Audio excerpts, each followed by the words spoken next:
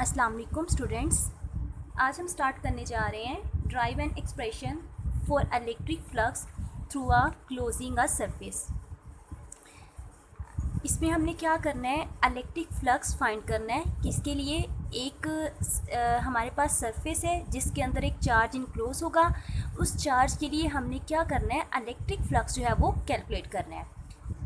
Electric flux through a surface enclosing a charge. अब देखिए बेटा, हमने ये एक स्फेयर ले ली है, ठीक है, एक स्फेयर ली है। उस स्फेयर के अंदर क्या है, एक चार्ज रख दिया है। तो जाहिर सी बात है ये क्यू पॉजिटिव चार्ज है, तो इसकी इलेक्ट्रिक फील्ड लाइंस की डायरेक्शन क्या होगी, ये, ठीक है। इसकी इलेक्ट्रिक फील्ड लाइंस की डायरेक्शन क्या होगी, ये। Consider a close surface in form of sphere of radius R. तो हमने क्या किया, एक क्लोज सरफेस ले लिया है स्फेयर की फॉर्म में, जिसका रेडियस क्या है, रेडियस लिया है उसका R. Having a point charge plus Q at its centre. और इस स्फीयर के सेंटर में हमने क्या रख दिया, एक क्यू पॉजिटिव चार्ज।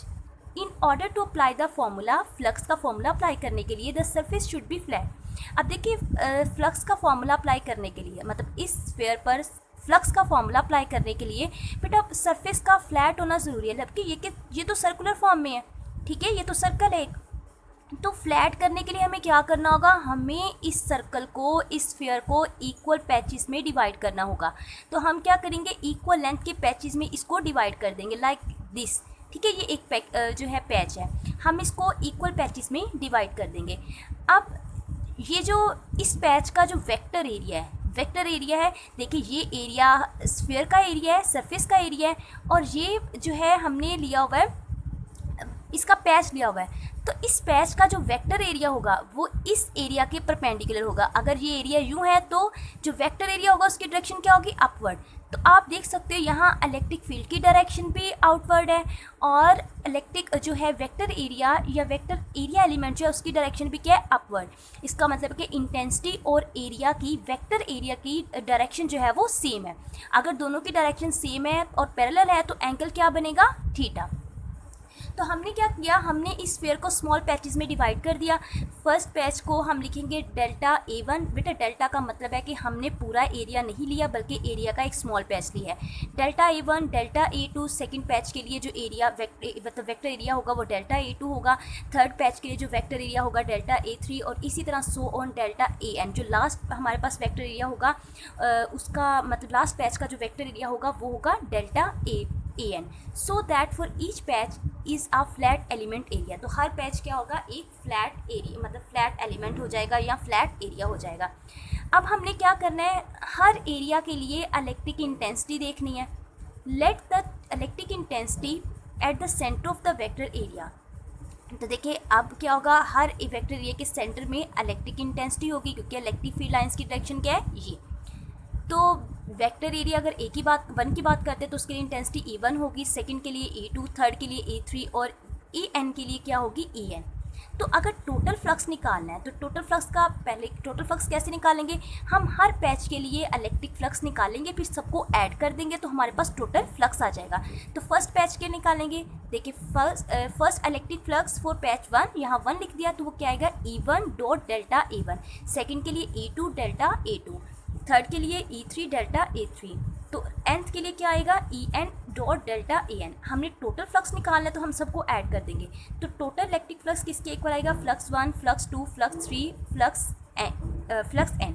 अब हमने क्या करना है, फ्लक्स E1 की वैल्यू पुट करेंगे, फ्लक्स 2 की वैल्यू पुट करेंगे, फ्लक्स 3 की, एंड सो ऑन n की वैल्यू पुट करेंगे। फ्लक्स 1 की जगह ये वैल्यू पुट करेंगे, 2 की जगह ये पुट करेंगे, 3 की जगह ये पुट करेंगे, और n के लिए हम ये पुट करेंगे। अब हमने वैल्यूज पुट कर दी। अब हमने यहाँ देखा कि इंटेंसिटी और वेक्टर एरिया की डायरेक्शन सेम है, तो एंगल क्या बन रहा है, ज़ीरो। एंगल क्या बन रहा है, ज़ीरो। तो यहाँ इसको पहले खोलते हैं। तो E1 डेल्टा A1 कॉस 0, ठीक है, थीटा की जगह क्या आ जाएगा, 0।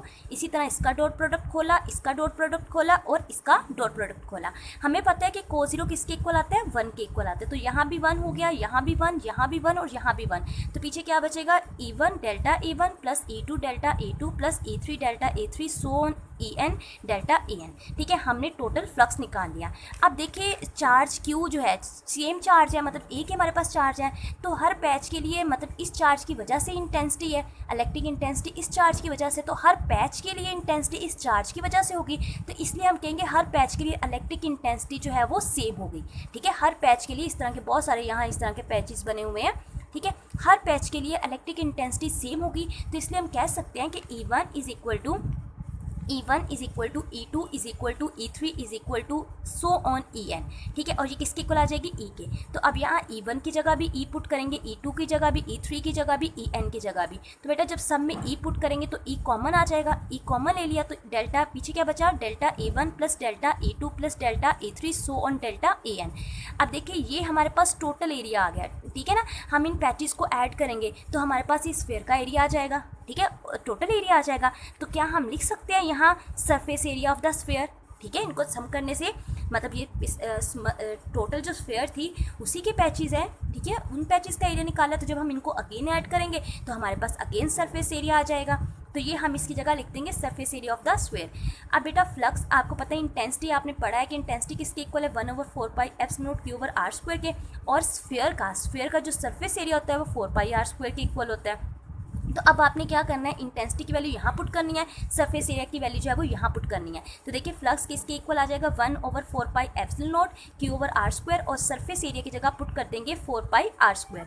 तो देखिए 4π जो है वो 4π के साथ कैंसिल आउट, r² r के साथ कैंसिल आउट, तो पीछे क्या बचा, Q/ε0। तो ये हमारे पास क्या आ गया, हमारे पास फ्लक्स आ गया किसके लिए, क्लोज सरफेस के लिए। जो हमने क्लोज स्फीयर ली थी, स्फीयर सरफेस के लिए जो है फ्लक्स आ गया। अब बेटा आपने क्या करना है, अगर आप ये जो क्लोज सरफेस है या क्लोज स्फीयर जो ली हुई है, अगर आप इसको ले लेते हो किसमें, now consider a close surface around the sphere. अब ये हमारे पास स्फीयर थी, स्फीयर के अंदर आपने एक आर्बिट्रेरी शेप की जो है वो एक क्लोज सरफेस ले ली है। ठीक है, ये क्लोज सरफेस ले ली है आपने, एक ये जो स्फीयर लिया हुआ था ना बेटा, जो आपने स्फीयर ऊपर ली थी ना, इस स्फीयर के जो है स्फीयर के अराउंड आपने एक आर्बिट्रेरी शेप की क्लोज सरफेस जो है वो ले ली। जब आप इसके लिए फ्लक्स निकालोगे तो बेटा इसके लिए भी फ्लक्स जो है वो बिल्कुल वैसा ही आएगा जैसा कि आपने इस स्फीयर के लिए निकाला। ठीक है, इस स्फीयर के लिए जैसा फ्लक्स होगा वैसा ही सरफेस मतलब आपके पास फ्लक्स आएगा जब आप इस स्फीयर को एक आर्बिट्रेरी क्लोज शेप में या सरफेस में इसको बंद कर दोगे। ठीक है, इनक्लोज कर दोगे तब भी सेम रिजल्ट आएगा। तो the flux through the close surface is the same as the flux through the sphere, so we can conclude, हम कह सकते हैं the electric flux through a closed surface does not depends upon the shape or geometry of a closed surface। Electric flux जो है वो depend नहीं करता shape और ज्योमेट्री पर, मतलब जो आपने सरफेस लिया उसकी शेप और ज्योमेट्री पर डिपेंड नहीं करता, बस उसका क्या है, क्लोज होना ज़रूरी है। अगर सरफेस क्लोज है तो बेटा फ्लक्स जो है वो सेम आएगा, लेकिन शेप बेशक उसकी जैसी मर्जी हो, बेशक आर्बिट्रेरी ले लो, बेशक स्फीयर की फॉर्म में ले लो, बेशक किसी भी मतलब कोई भी शेप ले लो, लेकिन वो क्लोज हो तो उसके लिए फ्लक्स क्या आएगा, सेम। सेकेंड कंडीशन क्या है, the flux through the surface depends upon the medium and charge enclose. Flux किस पे डिपेंड करता है, एक तो मीडियम पे डिपेंड करता है और सेकंड किस पे डिपेंड करता है कि उसके अंदर जो चार्ज इनक्लोज किया गया है। तो बेटा यहाँ तक हमारा इलेक्ट्रिक फ्लक्स का टॉपिक जो है वो कंप्लीट हो गया। अब नेक्स्ट टॉपिक है state and explain Gauss's law. Gauss's law क्या है, सबसे पहले इसकी स्टेटमेंट देखते हैं। The electric flux through any close surface, कोई भी क्लोज सरफेस लेनी है, उस क्लोज सरफेस का जो इलेक्ट्रिक फ्लक्स होगा वो किसके इक्वल आएगा, 1/ε0 times the total charge enclose in it. तो वो उसके 1/ε0 टाइम्स मतलब जो टोटल चार्ज होगा उसके 1/ε0 के इक्वल आएगा। देखें, consider irregular close surface having N point charges Q1 Q2 Q3 so on Qn as shown in figure. अब आपने क्या करना है, एक आर्बिट्रेरी क्लोज सरफेस ले ली है और उसके अंदर मतलब nth चार्ज जो है वो Q चार्ज जो है वो प्रेजेंट है, Q1 Q2 Q3 so on. अब हमने क्या करना है, इस सरफेस के लिए टोटल इलेक्ट्रिक फ्लक्स निकालना है। इस सरफेस के लिए आपने क्या करना है, इस सरफेस के लिए आपने टोटल इलेक्ट्रिक फ्लक्स निकालना है। तो बेटा क्या आएगा, टोटल इलेक्ट्रिक फ्लक्स किसके इक्वल लिखेंगे, flux is equal to flux 1 plus flux 2 plus flux 3 so on flux n। मतलब चार्ज Q1 के लिए फ्लक्स, Q2 के लिए फ्लक्स, Q3 के लिए फ्लक्स, Q4 के लिए 5 6 एंड सो ऑन। अब देखिए अभी आपने फ्लक्स के लिए पीछे रिलेशन लिखा कि फ्लक्स जो है वो किसके इक्वल आता है, फ्लक्स Q/ε0 के। तो जब फ्लक्स 1 निकालेंगे तो Q कौन सा लेंगे, Q1, फ्लक्स 2 के लिए Q2, Q3 एंड Qn। लेकिन नीचे जो एप्सिलॉन नॉट जो कि चूँकि कांस्टेंट है तो इसको हम एज इट इज ही लिखेंगे। अब देखिए बेटा एप्सिलॉन नॉट सब में मतलब सेम है तो इसको हम कॉमन ले लेंगे। पीछे क्या आएगा, Q1, Q2, Q3 plus so on Qn।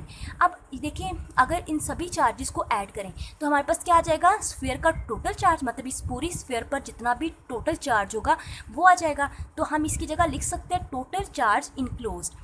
तो टोटल चार्ज को रिप्रेजेंट करेंगे क्यू किसके, मतलब कैपिटल क्यू से, कैपिटल क्यू किसके इक्वल आएगा, इन चार्जेस के सम के। तो बेटा यहाँ क्या आ जाएगा, फ्लक्स किसके इक्वल आ जाएगा, 1/f0 times the total charge enclosed in a sphere और क्लोज पाथ, ठीक, क्लोज सरफेस। तो यही डेफिनेशन थी, the electric flux through any close surface is 1/f0 times the total charge enclosed in it. Next है हमारे पास what is Gaussian surface. Gaussian surface क्या है, how can you apply the Gauss's law to calculate the electric field. Gaussian surface क्या है और आप गॉसियस law को कैसे अप्लाई कर सकते हो इलेक्ट्रिक फील्ड जो है वो फाइंड करने के लिए। A Gaussian surface is an imaginary close surface of arbitrary shape. बेटा मतलब ये सरफेस होती नहीं है, हम खुद से जब भी इलेक्ट्रिक फ्लक्स निकालना हो, इलेक्ट्रिक फील्ड कैलकुलेट करनी हो, गॉसियस लॉ को अप्लाई मतलब किसी भी सरफेस के लिए इलेक्ट्रिक फील्ड कैलकुलेट करनी हो तो हम वहाँ क्या करते हैं, हम वहाँ जो है इमेजिनरी गॉसियन सरफेस जो है वो कंसीडर कर लेते हैं। वो कोई भी आर्बिट्ररी शेप की हो सकती है, लाइक वो स्फीयर की शेप में हो सकती है, वो रेक्टेंगल प्लेट की शक्ल में हो सकती है, किसी भी शेप में वो हो सकती है। तो वो कह रहा है कि गॉसियन सरफेस जो है वो एक इमेजिनरी क्लोज सरफेस होती है आर्बिट्रेरी शेप की, which passes through the point where we want to calculate the electric intensity. जहाँ आपने इलेक्ट्रिक इंटेंसिटी फाइंड आउट करनी है तो वहाँ आपने क्या करना है, उस सरफेस मतलब वहीं आपने वो सरफेस जो है वो कंसीडर करनी है। तो अब इलेक्ट्रिक फ्लक्स कैसे, आप इलेक्ट्रिक इंटेंसिटी वहाँ कैलकुलेट कैसे करोगे, consider N imaginary close surface. सबसे पहले तो जो है गॉसियन सरफेस कंसीडर करनी है, विच पास थ्रू दैट पॉइंट। तो जिस पॉइंट पर आपने जो है वो फ्लक्स निकालना है, इलेक्ट्रिक इंटेंसिटी कैलकुलेट करनी है, तो उस पॉइंट में से उसका लाजमी वो गुजरे। Find the charge enclose by the Gaussian surface. Gaussian surface, अब गॉसियन सरफेस में जितना चार्ज होगा वो आपने फाइंड करना है। Calculate the flux passing through the surface. आपने फ्लक्स जो है वो कैलकुलेट करना है जो सरफेस में से गुजरा होगा, और फिर उसके बाद आपने apply Gauss's law to calculate the value of the electric field. फिर आपने गॉसियस लॉ अप्लाई करना है इलेक्ट्रिक फील्ड फाइंड करने के लिए। तो बेटा ये स्टेप्स हैं अगर आप जो है वो इलेक्ट्रिक इंटेंसिटी फाइंड करना चाह रहे हो या इलेक्ट्रिक फील्ड जो है वो फाइंड करना चाह रहे हो। जी बेटा अब आपने क्या करना है, अब हमने गॉसियस लॉ की एप्लीकेशंस पढ़नी है, ठीक है। आज मैं फर्स्ट एप्लीकेशन आपको करवाऊंगी, calculate the electric intensity for hollow charge sphere. आपने होलो चार्ज स्फीयर के लिए इलेक्ट्रिक इंटेंसिटी जो है वो कैलकुलेट करनी है। होलो चार्ज स्फीयर मतलब ऐसी स्फीयर जो अंदर से खाली हो और उसके मतलब आउटर साइड मतलब जो उसका आउटर हो उसको चार्ज प्रोवाइड किया गया और अंदर से वो खाली हो, तो ऐसी स्फीयर के लिए आपने इलेक्ट्रिक इंटेंसिटी कैलकुलेट करनी है। Intensity of the field inside a hollow charge sphere. Consider a positively charged hollow conducting sphere of the radius r. ये देखिए बेटा हमने एक होलो स्फीयर ले ली, ठीक है, एक होलो स्फीयर ले ली है और इस पे मतलब इसकी जो आउटर साइड मतलब बाहर की तरफ हमने इसको चार्ज प्रोवाइड किया हुआ है और अंदर से ये स्फीयर बिल्कुल खाली है, ठीक है। अंदर से ये स्फीयर जो है वो बिल्कुल खाली है और इस स्फीयर का ये जो स्फीयर है इसका रेडियस क्या है, कैपिटल आर। उसके बाद आपने क्या करना है, उसके बाद आपने गॉसियन सरफेस जो है वो स्फीयर की फॉर्म में गॉसियन सरफेस जो है वो कंसीडर करनी है, ठीक है, कंसीडर करनी है। तो ये हमारे पास गॉसियन सरफेस है, ठीक है। ये क्या है हमारे पास, ये जो सर्कल नज़र आ रहा है डॉटेड सर्कल जो है वो ये गॉसियन सरफेस को रिप्रेजेंट कर रहा है और इसका रेडियस क्या है, कैपिटल आर डैश। अब ये जो कैपिटल आर डैश जो है ये लेस देन होगा कैपिटल आर से, क्योंकि नज़र आ रहा है कि जो स्फीयर का जो रेडियस है, स्फीयर का जो रेडियस है या सरफेस का जो रेडियस है वो गॉसियन सरफेस से ज़्यादा है, ठीक है। अब in order to calculate the electric intensity inside the sphere we imagine a Gaussian sphere of the radius r। अब इलेक्ट्रिक इंटेंसिटी फाइंड करने के लिए सबसे पहले हमें क्या करना होगा, गॉसियन सरफेस, जैसे हमने ऊपर पढ़ा गॉसियन सरफेस कंसीडर करनी होगी तो हमने गॉसियन सरफेस कंसीडर की जिसका रेडियस क्या है r prime inside the sphere where radius of the Gaussian surface r is less than r, ठीक है। ये मतलब ये रेडियस जो है वो स्फीयर के रेडियस से कम है। चार्ज इनक्लोज्ड, अब देखें आपको नज़र आ रहा है कि सारा का सारा चार्ज जो है वो सरफेस की मतलब बाउंड्री पर है, ठीक है। अंदर तो इसके कोई चार्ज नहीं है, तो इस स्फीयर के अंदर चार्ज क्या होगा, ज़ीरो। चार्ज क्या हो गया, zero.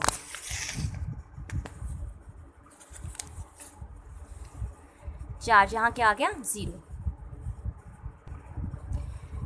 It can be seen in figure that the charge enclose by Gaussian sphere is 0, तो क्यू क्या आ गया, 0। अब क्या करना है, अब flux through the surface, surface के थ्रू फ्लक्स निकालना है। तो बेटा इलेक्ट्रिक फ्लक्स का फॉर्मूला आपको पता है, flux is equal to E dot A. अब इलेक्ट्रिक इंटेंसिटी के लिए हम गॉसिस लॉ अप्लाई करेंगे, flux is equal to Q over F naught. अब देखिए यहाँ जो फ्लक्स है, इस फ्लक्स की जगह, मतलब यहाँ जो फ्लक्स है इस फ्लक्स की जगह हम ई डॉट ए पुट कर देंगे, ठीक है। हमने क्या किया, फ्लक्स, ये जो फ्लक्स है यहाँ हम ये पुट करने लगे हैं, E dot A is equal to Q over epsilon naught. तो अभी हमने कहा कि जो है गॉसियन सरफेस के अंदर चार्ज क्या, 0, तो यहाँ क्यू की जगह क्या पुट करेंगे, 0, तो क्यू 0 ओवर समथिंग 0, तो ई डॉट ए किसके इक्वल आ जाएगा, 0। तो जब ई 0 होगा तो अब इसका मतलब ये है या तो ई 0 है या फिर ए 0 है, मतलब ई डॉट ए क्या आ गया, 0। अब इस चीज़ का मतलब ये है या तो ई 0 होगा या फिर ए। अब हमें पता है एरिया तो 0 नहीं हो सकता, डेफिनेटली स्फीयर का कुछ ना कुछ एरिया होगा। तो अगर एरिया 0 नहीं तो इट्स मीन्स कौन सी चीज़ 0 है, इंटेंसिटी, ठीक है, इंटेंसिटी 0 है। तो thus the interior of the hollow conducting charge metallic sphere is field free region, मतलब यहाँ कोई भी फील्ड नहीं होगी। तो जाहिर सी बात है जब चार्ज ही नहीं है तो फील्ड कहाँ से आएगी। तो any apparatus placed within the metal enclosed is shielded from electric field। तो बेटा इसमें क्या है कि अगर हम जो है वो ऐसी स्फीयर के लिए मतलब इलेक्ट्रिक इंटेंसिटी कैलकुलेट करना चाहे जो बाहर से, मतलब जो अंदर से होलो हो और बाहर उसके कोई चार्ज हो, तो जब अंदर से वो बिल्कुल खाली है तो इट्स मीन्स अंदर कोई चार्ज नहीं है। जब चार्ज नहीं है तो वहाँ इंटेंसिटी क्या होगी, 0। तो बेटा ये एप्लीकेशन हमारी ये खो गई, इसकी कल इंशाल्लाह हम स्टार्ट करेंगे जो है वो इसकी सेकेंड और थर्ड एप्लीकेशन। अगर बेटा आपको किसी चीज़ की समझना है तो आप लोग पूछ सकते हो। कि स्टूडेंट्स टेक केयर, अल्लाह हाफिज़।